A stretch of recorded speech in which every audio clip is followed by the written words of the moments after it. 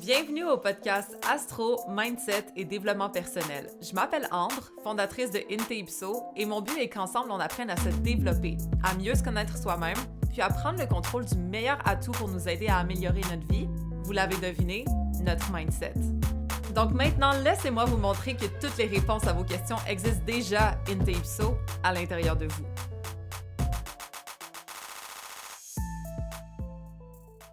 Hello tout le monde! Avant de commencer le podcast, je voulais vous dire merci. Merci pour votre support, merci pour votre confiance, merci de vous être déplacés pour moi aussi au Salon du Livre. Ça m'a touchée d'une façon qui est difficile à décrire. J'ai ugly cry là, dimanche soir quand je suis revenue chez nous après avoir reçu autant d'amour, autant de support, comme ça explique le pourquoi de je fais ça. Sincèrement, tu sais, des fois, moi, je suis face à mon ordi, puis que ce soit des noms d'utilisateurs ou des chiffres que je vois, oui, mais de là à vous rencontrer en personne, à connecter avec vous, à comme ressentir votre amour sérieux, là, ça a fait une marque dans mon cœur, mais d'une façon que j'oublierai jamais.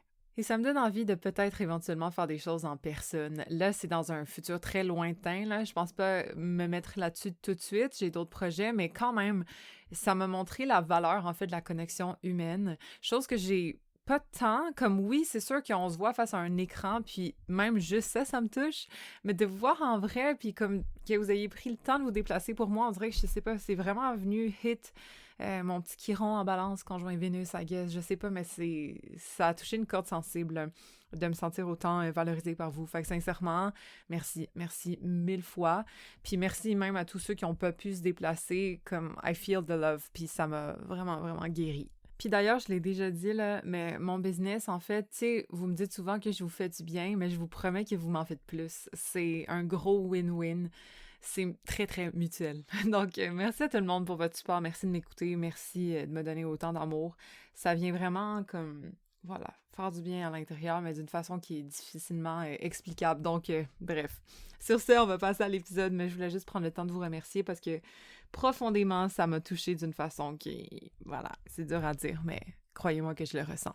Alors, pour maintenant rentrer un peu dans l'épisode de cette semaine, on va parler transgénérationnel et on va parler de conditionnement au niveau de l'enfance, parce que personnellement, c'est quelque chose qui me fascine. Je trouve que c'est vraiment un moment pilier, notre enfance, pour devenir la personne qu'on va être. Et des fois, on choisit pas exactement comment ça va se passer, right? Donc, c'est bon d'aller regarder comment on a été conditionné, quel genre de dilemme on a pu vivre, quel genre de pattern on a pu, soit subir ou assimiler, peu importe, pour essayer de se déprogrammer puis d'avancer dans le sens que nous, on a envie d'avancer, pas juste dans le sens de nos programmations. Aussi bonne la famille qu'on a eue, ou problématique, ou peu importe, tout le monde a des bobos à quelque part. On a tous des petits doutes, des insécurités, des petites plaies ouvertes, on va dire, dans le thème astral à quelque part. Puis, c'est ça dont on parle dans le Astro Club du mois. On va regarder tout ça, tous les placements clés à aller fouiner dans un thème de quelqu'un pour voir sont où ses bobos. OK? Donc, entre autres les nôtres, mais entre autres ceux de nos parents. Ça va être ça pour être capable de comprendre un peu le transgénérationnel, comprendre qu'est-ce qu'ils ont vécu, c'était quoi leur dilemme, c'était quoi leur insécurité, pour mieux comprendre un peu l'éducation qu'on a reçue. Et éventuellement pour briser la chaîne avec nos enfants aussi. Donc bref, on va aller approfondir tout ça ensemble dans l'Astro Club. Si jamais vous voulez vous inscrire, en passant, les inscriptions se terminent le 1er décembre, OK? Parce que la nouvelle matière sort le 1er décembre. Pour se réinscrire, ça va être à partir du 25 décembre jusqu'au 1er janvier. Vous le savez peut-être maintenant, les inscriptions se font toujours vers comme la dernière semaine du mois. Donc, si jamais ça vous intéresse, vous pouvez rentrer tout de suite quand vous écoutez l'épisode. Sinon, vous pouvez vous mettre sur la liste d'attente qui est comme où est-ce qu'on s'inscrit d'habitude, mais quand c'est des dates qui ne sont pas l'inscription, on se met sur la liste d'attente et je vous envoie un email pour que vous puissiez vous inscrire quand c'est le moment. Donc, si jamais c'est un sujet qui vous intéresse, là, même que vous soyez connaissante en astro ou pas, je vous montre tous les détails, je vous montre tous les placements à aller regarder dans un thème pour aller décortiquer un peu les dilemmes, les bobos, les insécurités, les peurs qui ont été souvent assimilées dans l'enfance. Donc, on regarde ça ensemble et la rencontre va avoir lieu fin décembre. Donc, à suivre pour ceux qui sont intéressés. Et puis sinon, on va continuer sur l'épisode. Fait que la première chose à comprendre, c'est que oui, le thème astral, c'est nous, mais c'est aussi qu'est-ce qu'on a assimilé de nos parents, qu'est-ce qu'on a vu comme pattern en tant qu'enfant, qu'est-ce qu'on a perçu comme étant normal dans notre enfance. Donc oui, notre âme a choisi son thème astral, il n'y a pas de hasard, mais très souvent, la famille dans laquelle on s'incarne est en lien avec notre thème astral, est en lien avec les besoins d'évolution de notre âme, les problèmes qu'elle est censée relever au courant de sa vie.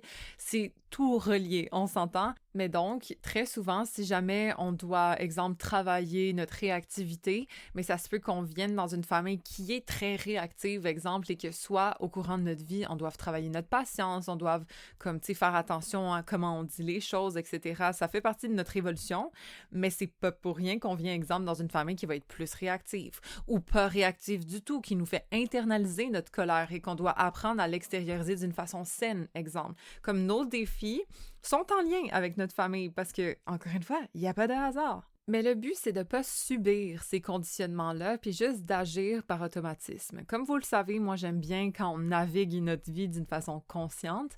D'ailleurs, dans mon livre « Qui suis-je vraiment ?», je vous en parle, je fais référence à une voiture. Quand on comprend notre manuel d'instruction, on est capable de mieux optimiser notre bolide, notre conduite, rouler sur les routes de notre vie d'une façon qui va être plus agréable que si on ne sait pas trop comment naviguer notre voiture, puis comme on fait ce qu'on peut en mode automatique, c'est moins le fun que quand tu connais toutes les features puis tu peux capitaliser sur la puissance de ta voiture. Mais on peut dire que les conditionnements d'enfance, on le voit dans le thème astral. On voit où est-ce qu'on a peut-être des challenges, peut-être certaines lacunes ou des insécurités qu'on a intériorisées ou même des mauvais comportements qu'on a vus et pris comme étant à nous, mais dans le fond, c'est simplement une réflexion de comment nos parents voyaient les choses. Donc, bref, de casser un peu la chaîne, d'avancer d'une façon plus consciente en sachant c'est quoi nos bobos, en sachant c'est quoi nos insécurités, en allant gratter en profondeur pour être capable de les maîtriser au lieu de les subir. C'est vraiment juste ça le but. Et tout ça se trouve dans le thème astral, c'est expliqué dans notre thème où est-ce qu'on a peut-être nos petites lacunes. Et c'est ce que je vous montre dans l'Astro Club du mois. C'est la leçon vraiment du mois. Là. On a plusieurs placements à aller regarder. Donc, on va le faire ensemble en signes et en aspects, pour être apte aussi à donner plus d'empathie, de savoir pourquoi on réagit aussi fort à ce genre de situation ou pourquoi certaines circonstances viennent nous insécuriser tellement plus que quelqu'un d'autre. Mais c'est tout écrit dans notre thème. On a tous des petits points faibles, mais le plus qu'on met notre attention dessus, le plus qu'on peut les transformer en une puissance versus une nuisance. Parce que des fois, on a besoin d'explications. Hein? Tu sais, exemple, il y a des patterns dans notre vie qu'on est comme « Oh, là, je vais essayer d'être mieux là-dessus » ou « Ah, je vais faire attention pour pas me jeter en relation parce que j'y vais toujours trop vite. » Mais l'affaire, c'est que si on comprend pas le fondement de pourquoi on fait ça, on va difficilement être capable de travailler sur la surface. Il faut aller en profondeur pour voir pourquoi, justement, notre conditionnement, il est là, pourquoi. Et très souvent, la source, c'est l'enfance. Exemple, pour tous mes Vénus-Saturne, chose que je parle quand même souvent, que ce soit Vénus opposée Saturne, Vénus conjoint Saturne, Vénus carré Saturne. On est des personnes qui ont senti que l'amour était conditionnel, qu'on devait mériter l'amour. Et donc, on veut souvent en faire beaucoup pour être aimé au lieu de simplement être. Sachant ça, on peut avancer beaucoup plus consciemment dans un couple en essayant de reculer légèrement, de ne pas en faire trop dès le début et de laisser l'autre nous aimer pour qui l'on est, OK? Dans tous nos défauts, nos qualités, mais de ne pas juste rajouter, en faire beaucoup, prouver notre amour, se sentir légitime à base d'efforts, parce qu'au final, on fait juste se reconditionner dans ce pattern-là si on avance encore et encore et encore une autre fois de cette façon-là aussi. Mais lorsqu'on comprend qu'on avait peut-être un amour conditionnel parce que notre père travaillait beaucoup, il n'était pas tant là à la maison, donc son attention était limitée. Donc, quand il était là, il fallait qu'on en fasse beaucoup pour qu'il nous remarque, pour qu'il nous donne l'attention. On se dit comme, OK, je suis pas en train de gagner l'attention de mon père dans cette relation-là. Je suis en train d'essayer de créer un couple avec l'homme de ma vie. J'ai le droit d'être aimée pour la femme que je suis, pas juste pour tous les efforts que je fais, de se reprogrammer là-dessus, sachant qu'on essaie juste par nature de reproduire un pattern, mais d'y aller d'une façon consciente au lieu qu'automatique, ça sauve des vies, OK? Ça sauve beaucoup, beaucoup de temps, beaucoup, beaucoup de problèmes d'avancer de façon plus consciente. Puis l'affaire, c'est que des fois, pour trouver ça, quand on fait de la psycho ou quoi que ce soit, ça prend plusieurs séances, hein? Mais quand on regarde l'astro, ça en prend une pour être capable de décrypter tout ça. Il y a des... Tellement souvent, ça m'est arrivé que j'ai des clientes qui me disaient « Ah oui, c'est exactement de ça dont je parle avec ma psy. » Je suis comme « OK, ben nice, justement, tant mieux, tu fais déjà le travail, puis chacun ses méthodes, on s'entend. Moi, je recommande à tout le monde d'être suivi. Je l'ai été d'ailleurs aussi, même si je suis très consciente de mes patterns, ça fait du bien de parler à quelqu'un d'une façon répétée pour aller creuser encore plus en profondeur. Mais sachez que tous nos patterns se trouvent dans notre thème astral. Et donc, c'est le manuel d'instruction pour se guérir. Parce que si je vois que je suis delusional en amour et que je me sacrifie beaucoup trop à cause que j'ai Vénus, carré Neptune, ben le sachant, je vais être plus objective. Le sachant, je vais être plus réaliste dans le choix de mon partenaire. Au lieu de le voir d'en haut puis d'essayer de lui trouver plein d'excuses puis plein de potentiel, je vais regarder qui il est vraiment maintenant, à savoir si ça me correspond ou pas. Versus quelqu'un qui a Vénus en Capricorne sans aspect à rien, là, à aucune autre planète, qui serait naturellement comme ça, réaliste en amour, qui veut bâtir du long terme avec quelqu'un qui est prêt à faire des efforts aussi. Mais bon, si jamais vous avez Vénus en Capricorne conjoint Neptune en Capricorne, ce ne sera pas exactement pareil. Vous avez peut-être un petit côté de loulou vous aussi, mais en gros, d'habitude, l'approche du couple est beaucoup plus réaliste quand on a Vénus en Capricorne que Vénus en carré en Neptune, qui est l'illusion, right? Les excuses, la dévotion, etc. L'idéalisation aussi. Fait bref, moi, quand j'ai compris mes patterns, ma vie a débloqué. Surtout au niveau amoureux, parce que c'est là que j'avais des patterns plus difficiles. Et d'ailleurs, dans mon thème, ça se montre. Vénus est difficilement aspectée, on peut dire. Et c'est là vraiment que ça ressort. Mes challenges dans ma vie ont toujours été en lien à l'amour. L'amour des autres, mais aussi l'amour de moi, ma valorisation. Donc, le sachant, j'ai travaillé dessus, puis ma vie va comme au minimum 20 fois mieux qu'avant. Mais je sais pas si j'avais pas regardé à quel point je serais déjà rendue là. C'est comme un petit cheat code de regarder à l'avance. C'est comme justement lire le manuel d'instruction pour mieux le comprendre. Tu peux utiliser un toaster, genre juste en poussant sur le bouton, là. Mais si tu lis qu'en plus, il peut te griller de telle façon puis chauffer juste un côté ou l'autre comme « Ah, je savais pas, c'est nice à savoir », on maximise l'utilisation du toaster. OK? Donc, on maximise l'utilisation de notre personne quand on lit notre thème astral. Parce que pour être capable d'avancer, je trouve qu'il faut comprendre d'où on vient. J'avais un atelier là-dessus, d'ailleurs, qui est dispo dans l'Astro Club maintenant, comprendre d'où on vient, où est-ce que je vous explique les lunes en signe, les lunes en aspect, Chiron en signe, etc. Parce que quand on comprend d'où on vient, on peut mieux avancer vers où on veut aller par la suite, right? Faut commencer par comprendre notre histoire pour être capable d'en écrire une meilleure. C'est juste logique. Faut être capable d'aller voir qu'est-ce qui nous limite pour être capable de se libérer. Puis même chose pour nos parents, même pour nos grands-parents, pour nos arrière-grands-parents. C'est un exercice que j'ai fait dans l'Astro Club aussi. D'ailleurs, j'ai regardé ma lignée. Là, peut-être qu'on va en parler un petit peu pendant cet épisode aussi.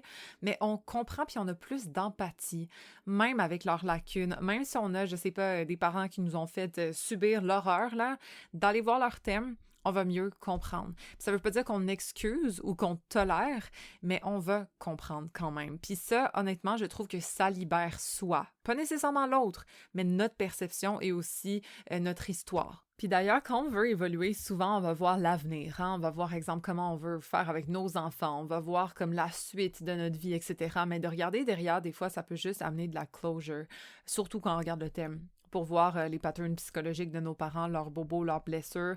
Ça veut pas dire qu'on doit genre rester et mariner là-dedans tout le temps ou rester et mariner dans nos bobos non plus. On les comprend une fois, on travaille dessus toute notre vie s'il faut par exemple, mais reste que ça vaut la peine de s'arrêter dessus. Sinon, c'est comme essayer d'avancer à l'aveugle dans quelque chose de nouveau tout en ayant une roche qui nous tire par le pied. Genre, c'est comme un peu contre-productif, là. Parce que cette roche-là, c'est peut-être même pas la tienne. C'est peut-être les blessures d'abandon de ta mère que tu portes à la cheville. C'est peut-être, je sais pas moi, le côté anxieux de ton père. C'est peut-être le sens de la culpabilité de ta tante. Peu importe, mais ta roche est quand même là. Puis le plus qu'on essaye d'avancer vite avec un fardeau comme ça au pied, ben le plus on s'épuise. Fait que d'enlever doucement la roche, déjà de reconnaître qu'on en a une, de l'enlever avec conscience, on va être bien plus léger lorsqu'on avance. Et très, très, très souvent, nos patterns à nous ne sont pas réellement à nous. Ça a été des façons de se protéger, de compenser. Si le climat familial était plus chaotique, ben on a appris à ne pas déranger. Exemple, peut-être qu'on a vu notre mère aimer notre père avec dévotion et sacrifice, et donc on répète ça, on copie ça d'un parent.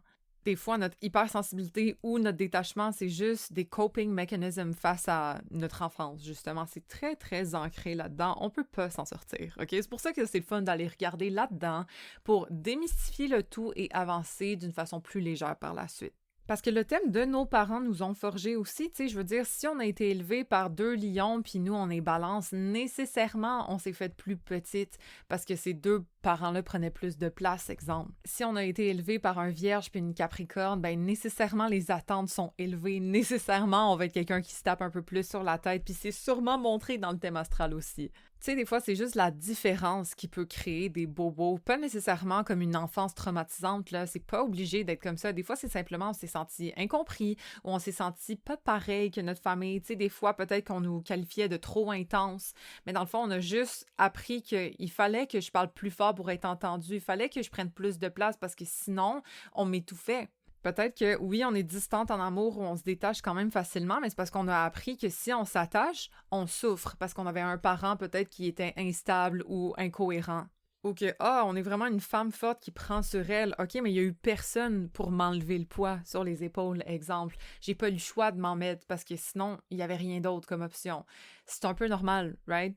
Fait que oui, il y a le concept que notre âme a choisi son évolution, a choisi son thème astral, mais elle a aussi choisi sa famille pour vivre tout ça à travers. Puis oui, notre thème astral, ça peut être considéré comme qui l'on est, mais c'est aussi qui on doit devenir pour se sentir pleinement accompli, OK? C'est pour ça que mon livre, en passant, s'appelle « Qui suis-je vraiment? » Parce qu'on peut pas dire qui la personne est, mais on peut dire qui elle est vraiment dans son plein potentiel, dans son évolution nécessaire, dans son fonctionnement optimal. Donc, c'est ça qu'on trouve dans le livre au besoin. Là, si c'est quelque chose qui vous intéresse, c'est dispo chez Renaud-Bré, Walmart, un petit peu partout. Fait que pour revenir sur le transgénérationnel, tu sais, si jamais, je sais pas, on a eu un parent qui était froid, mais sûrement que ce parent-là a grandi sans affection ou peut-être que la vulnérabilité, c'était pas valorisé dans la famille, puis je vous garantis qu'on va le voir dans son thème astral. Si, exemple, on avait un parent qui était contrôlant, mais probablement qu'il a vécu dans de l'imprévisibilité, que c'était incohérent, c'était inconstant, donc avoir le contrôle, c'était là comme un mécanisme pour se protéger, genre. Fait qu'on va regarder plusieurs placements, entre autres Saturne, entre autres Chiron, entre autres évidemment la Lune, le fond du ciel dans le Astro Club pour aller décortiquer un peu l'environnement familial de vos parents, de vos grands-parents, de vos arrière-grands-parents, de peu importe qui en fait. Ça peut même être votre chum à savoir comment il a vécu son enfance, les parents de votre chum, peut-être même vos enfants à savoir, bon, sont où leurs petites lacunes. C'est pas pour pointer du doigt parce que très souvent je trouve que surtout notre génération, a travaillé énormément plus sur eux que nos parents et probablement nos parents ont travaillé plus sur eux que nos grands-parents. Fait que bref, la chaîne devient de meilleur en meilleur, de plus en plus consciente. Fait que c'est rare que nos enfants sont vraiment si blessés que ça. Je trouve qu'on est moins blessés, OK, nous, que nos parents et nos enfants probablement vont être moins blessés que nous aussi grâce à la conscience, justement. Fait que ça peut être intéressant à prendre cette leçon-là du Astro Club pour être capable de voir les bobos potentiels de nos enfants sans nécessairement sentir qu'on n'a pas fait une bonne job en tant que parent parce que honnêtement, tout le monde a des bobos. Aussi parfait qu'un parent soit, l'enfant aura quand même un chiron dans son thème. OK, on peut pas s'en échapper. On est toutes des âmes en évolution, on a tout un travail à faire sur soi, sinon on serait pas là, right? Si on était des produits finis, puis tout était beau, puis voilà, on n'avait rien à travailler, on serait pas ici. Fait que nécessairement, on a toutes des lacunes, même si notre parent, il est très tourné vers notre évolution aussi, on va en avoir quand même, on a du travail à faire sur soi. Donc, nécessairement, nos enfants vont en avoir aussi, mais je pense qu'en tant que parent, de comprendre les limitations de notre enfant puis de lui donner les meilleurs outils pour passer au travers d'une façon plus agréable, ça aide. Puis ça propulse l'enfant vers des hauteurs qu'on n'aurait même pas pu imaginer nous, parce qu'on doit dealer avec nos propres problèmes. Fait que si on a un parent qui nous aide à gérer nos problèmes dès l'enfance, ben notre potentiel est genre insane. Exemple, si on voit que notre enfant a un Saturne en Gémeaux, mais de l'aider à communiquer, de lui donner vraiment l'écoute lorsqu'il s'exprime, de valider ses opinions, d'essayer de le challenger, son sens du jugement pour qu'il soit capable de se prononcer, même si l'autre n'est pas d'accord, comme travailler toute sa communication dans le fond et ses opinions et son intellect pour qu'il le maîtrise.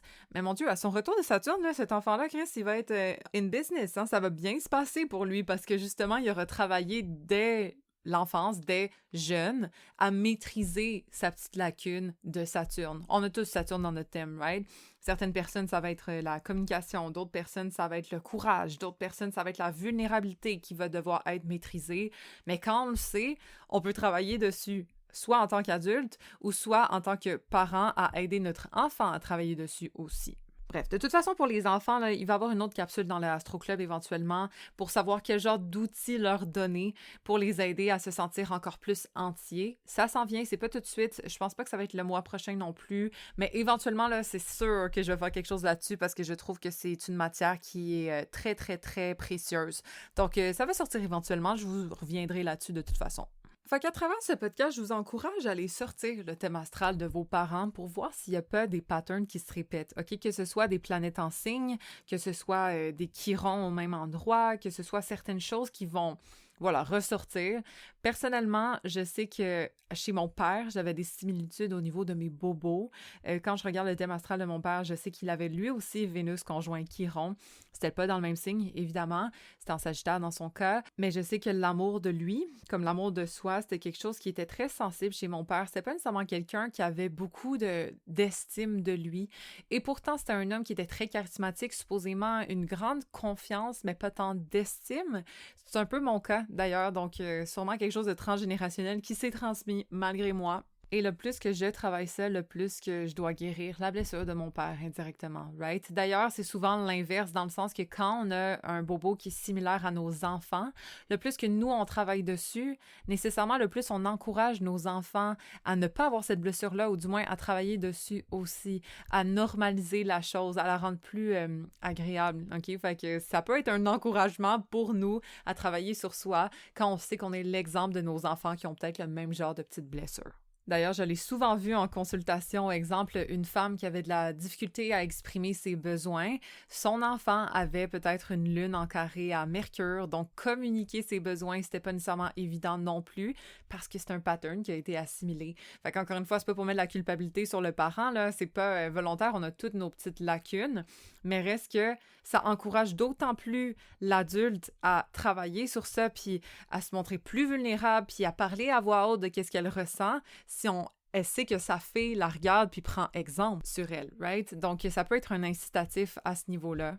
Pour revenir au transgénérationnel, mon père avait une lune en Capricorne aussi, et d'ailleurs, lui, il avait un père qui était absent. Moi, j'ai eu un père qui était absent aussi. C'est quand même fou, là, à quel point ça se transmet, cette histoire-là. Mais bref, je sais que c'était quelqu'un qui se mettait beaucoup de pression. C'était un chef d'entreprise aussi, d'ailleurs, mais il se tapait sur la tête. Des fois, il portait beaucoup de poids sur ses épaules. Il internalisait aussi sa tristesse, ses bobos, ses problèmes. Il prenait beaucoup sur lui, de ce que ma mère m'a dit, du moins. Fait que ça, je sais que c'est quelque chose, oui, qui m'appartient, mais qui appartient aussi à mon père. Donc, le sachant, ça m'aide doucement à me détacher de ça, à savoir que la pression que je me mets vient pas juste que de moi. C'est un bagage que je porte et de plus en plus être capable de se détacher de ce bagage-là pour avancer plus légère, mais ça aide nécessairement. Bon, faut dire que ma mère a une lune en signe de terre aussi. Elle a une lune en vierge. Elle a eu des parents qui étaient quand même exigeants. Une mère scorpion, un père vierge. Donc, très protecteur, très prudent, très loyal, très dans genre, on dépasse pas les lignes, on se tient tissé serré. Si jamais tu fais quelque chose comme on t'en veut, c'était pas tant dans la liberté, OK? C'était beaucoup, beaucoup dans l'amour, la protection, mais pas tant dans la liberté, sortir des sentiers battus, ce genre de choses. Faut dire d'ailleurs que ma mère a Saturne en maison 4, en Verseau, et moi, j'ai Saturne en Bélier, en maison 4, en signe entier. Les deux sont en signe entier, là, dont je parle. Et je trouve que le sentiment de responsabilité par rapport à sa famille et la limitation au niveau de notre indépendance, moi et ma mère, on l'a vécu. Ma mère, elle est encore en train de s'occuper de sa mère. Elle est quand même elle a eu 60 ans, là, il n'y a pas si longtemps que ça. Et en gros, elle est encore très sentiment du devoir, sans des obligations face à sa famille. Je sais que probablement ça va être mon cas aussi, mais je pense que nos deux défis, donc la maîtrise qui est nécessaire avec Saturne en Verseau et Saturne en Bélier, c'est d'avancer vers plus son indépendance, son autonomie, malgré la famille. Exemple, Saturne en Bélier, ça peut avoir le courage d'être autonome, d'être indépendant, puis de changer de pays, genre, ça pourrait être ça. Sinon, ça peut avoir le courage de s'individualiser sans sentiment de culpabilité. Saturne en Verseau dans la maison 4, ça pourrait être un peu la même genre de choses. Le courage d'être plus rebelle, de devenir plus individualiste, malgré la pression, d'être capable de maîtriser ça, en fait, au lieu de le subir. Fait que ça, c'est quelque chose d'hérité probablement de ma mère aussi. Ma mère, c'est quelqu'un quand même qui est très consciente, malgré qu'elle soit possessive, aimante, très scorpionne en tant que maman, ride or die et tout. Je pense qu'elle est quand même plus évoluée que ma grand-mère au niveau de la liberté. On est fusionnels, 100%, mais je pense qu'elle veut plus que je me sente bien en tant que personne que sa mère voulait qu'elle se sente bien en tant que personne, genre. Le sens du devoir est moins imposé. Je me l'impose moi-même, par nature, par conditionnement, mais je pense que ma mère a vraiment fait beaucoup de travail versus sa mère. Donc, disons que mon poids est plus léger que le sien. Et d'ailleurs, ça doit être sûrement le cas pour vos enfants aussi. Très souvent, d'ailleurs, ça m'émeut beaucoup là, quand je vois ça, mais je vois des femmes qui ont eu des problèmes au niveau peut-être de leur monde émotionnel, qui ne se sont pas senties écoutées, etc. Puis pourtant, dans le thème de leur enfant, on voit à quel point eux, ils se sentent écoutés, eux, ils sentent que la vulnérabilité, c'est correct, eux, ils peuvent se permettre leur sensibilité. Puis ça, honnêtement, là, c'est très touchant à voir en tant qu'astrologue. Après, comme je vous dis, on n'est pas obligé d'avoir guéri nos enfants de A à Z, là. Ils ont leur chemin d'évolution. Ils sont pas là au hasard dans nos vies non plus. Ils sont là pour nous faire évoluer aussi. Mais quand on peut voir des petites améliorations comme ça, c'est toujours le fun. Exemple, moi, dans ma lignée, j'en parle dans l'Astro Club, là, dans l'exercice, en fait, dans l'exemple. Ma mère n'a pas pu vivre ses émotions. Ma grand-mère n'a pas pu vivre ses émotions. Mon arrière-grand-mère n'a pas pu vivre ses émotions. C'est quand même impressionnant, là. Fait que sûrement que mon arrière-arrière-grand-mère non plus. Mais moi, oui. Je suis quelqu'un qui est extrêmement sensible, je suis quelqu'un qui pleure beaucoup, je suis quelqu'un qui a pas de malaise face à mon monde émotionnel. Et ça, je sais que c'est le travail de ma mère. Je sais qu'elle m'a toujours fait sentir accueillie au niveau émotionnel, puis je peux pas la remercier assez pour ça, là, d'être à l'aise avec mon monde émotionnel. C'est vraiment quand même un privilège. Et je sais que c'est entre autres grâce à elle. Donc, merci à ma maman. Fait que je vous encourage à aller regarder votre lignée. Essayez d'aller trouver les dates de naissance. On n'est pas obligé d'avoir l'heure en passant. On peut simplement avoir la date de naissance avec la ville. Exemple, tu sais, mon arrière-grand-mère est née en 1916. C'est tellement fou. À Udine, en Italie, Udine, whatever. Fait que bref, tout ça pour dire qu'on peut aller regarder nos ancêtres, littéralement, avec la date, sans l'heure. On va quand même être capable de voir leur Chiron, on va quand même être capable de voir leur Saturne. Peut-être que la Lune, ça peut varier parce que des fois, ça peut dépendre de l'heure. Mais en gros, plein de choses qu'on peut voir malgré tout. Donc, je vous encourage à aller checker ça pour comprendre un petit peu d'où vous venez au niveau de vos conditionnements. Puis d'ailleurs, si jamais vous trouvez quelque chose d'intéressant, n'hésitez pas à venir me le dire en DM sur Instagram @intipso, parce que moi, ça me fascine, vous savez à quel point, là. Donc, je suis toujours partante pour des anecdotes ou des choses intéressantes que vous avez découvertes à travers le thème astral de vous et de vos ancêtres à suivre. Donc, sur ce, j'espère que vous avez aimé l'épisode. N'hésitez pas à le rate 5 stars si jamais c'est le cas. Puis sinon, il n'y a pas de souci non plus. Si jamais vous voulez vous inscrire au Astro Club, je vous le répète, c'est entre le 25 et le 1er de chaque mois. Donc, que ce soit 1er décembre, si jamais vous l'écoutez avant, ou que ce soit 1er janvier, du 25 décembre au 1er janvier pour la prochaine inscription. Sinon, mettez-vous sur la liste d'attente au besoin. Et on se rejoint dans un prochain épisode. Rappelez-vous que toutes les réponses existent déjà in Ipso à l'intérieur de vous.